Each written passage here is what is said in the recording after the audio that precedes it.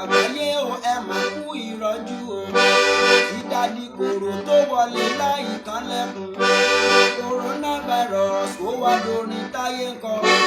COVID-19 ló wá gbalu ìgboro. Ó ṣorí ọgbọ́n kodò ó ṣọlọ́gbọ́n dópin.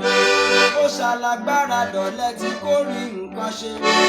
Àṣóhun tó tún lè kápá ẹ̀dá sí wa yàtọ̀ sí ikú. Àwọn orílẹ̀-èdè tá mọ̀ bí alágbára níbi táwọn olórí wa ti ń gbàwòsàn. Agbára wọn kò ṣe náà ṣágídógídó. Ó má ṣe o, Ọlọ́run ọ̀run ló lágbára.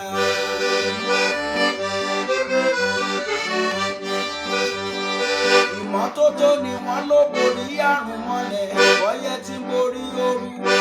Ká fọwọ́ ká fọjú ká lo sanitizer. Tọ́pọ̀ ó kà sí tẹ́lẹ̀ ó ti wá di dandan. Kòró fi tipá wọṣọ ìmọ́tótó fún wa. Onílé gbélé oko nílẹ̀kùn tilẹ̀kùn. Ká má bọ̀wọ̀ mọ́ o ká má lè sún mọ́ra wa. Ìsìn nílé ìjọsìn ó ti wá dé èèwọ̀. Ilé ìwé pẹ̀lú ọjà ó di títì pa nítorí ogun kòró. Lágbájá ló ṣe é àwọn tọ̀hún ló ṣe é. Kinní kan ló fà á tí gbogbo wa ń kígbe. Wàhálà ó lè wọ̀lú kan lọ́rùn máa mọ̀ sí.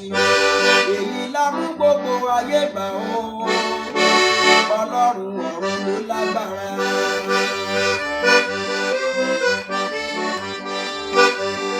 Gbogbo àyànfẹ́ ẹranjú òdì ẹ lókun. Àmì bíbọ́ Jésù lè yí kí ẹ rántí. Káwọn ohun díyá tó ti sùn jí lójú oorun. Ní gbogbo wa pátákà lọ tẹ̀rù wádìí. Jésù fẹ̀rẹ̀ dé tán.